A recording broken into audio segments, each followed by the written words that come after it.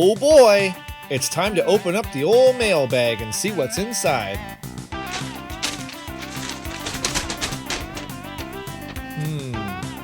Dear SoyBomb, I notice you talk about Nintendo stuff all the time, but never give Sega any love. What's your deal, man? Talk about a Sega game for once, or I'll never watch your channel again, and I'll tell everyone you smell like expired ham. Signed, every viewer. Oh, come now, I don't think that's true at all.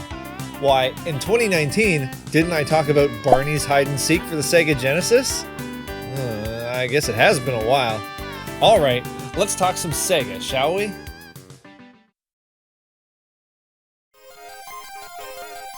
Do you absolutely adore the Sega Genesis? If you do, you're probably very aware of Gunstar Heroes, one of the finest run-and-gun shoot-em-ups the console, nay, the world, has to offer.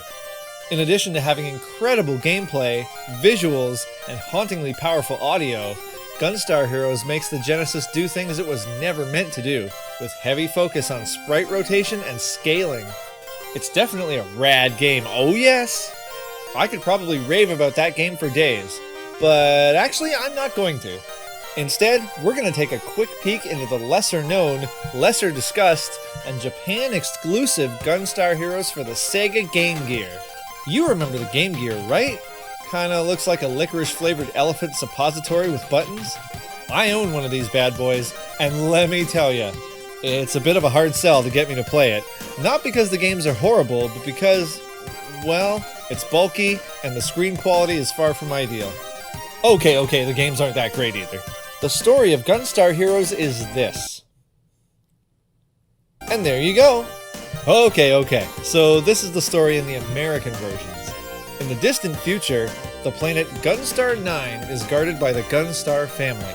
Many moons ago, the now decrepit Professor White Gunstar effectively defeated Gold and Silver, a grand machine capable of extracting all valuable resources from a planet. He also found the mystical gems and has been protecting them for decades. But a new evil is afoot, Colonel Red, a vicious dictator. And according to the Genesis manual, he's a very bad dresser.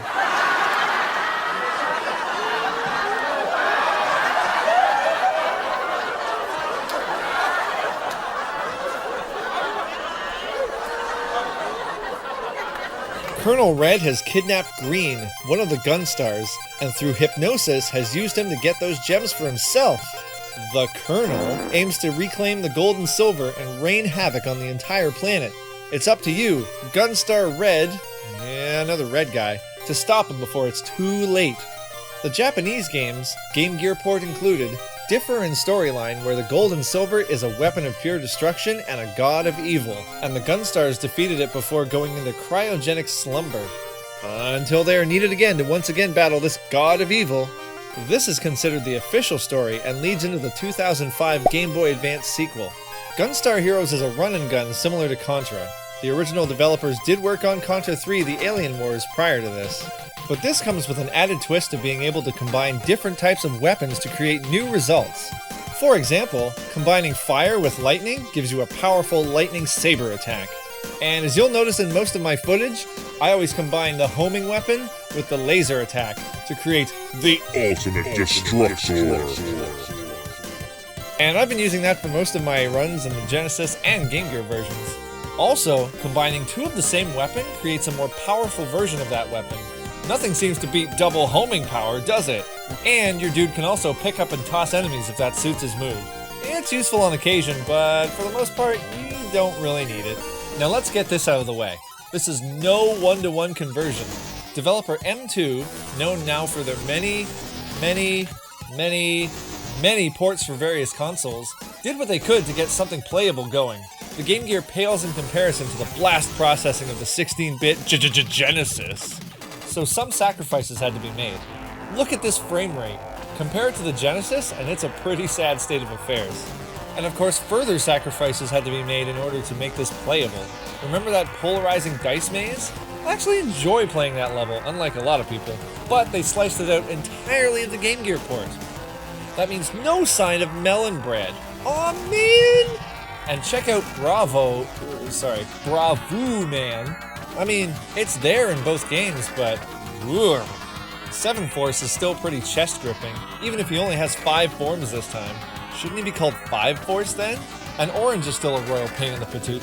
The core guard system actually now has less security, replacing this with this.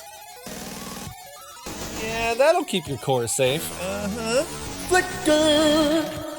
And sadly, the one thing that got everyone excited back in the day is gone. The rotating logo. Now how will we be impressed by rotation? But, we have to look at the positive here. Now here's a Game Gear exclusive experience. You could never drive this monumental mech on the Genesis. Only our suppository-shaped portable could handle that kind of raw power. You know what? Even with the limitations and downscaling, I have to admit, I did enjoy playing this. It's still impressive enough to surpass many of the subpar Game Gear ports to rise and become a decent game overall. It certainly pales to its console counterpart, but hey, I'm sure the Japanese Game Gear owners that didn't own a Genesis/Mega Drive enjoyed this for what it was.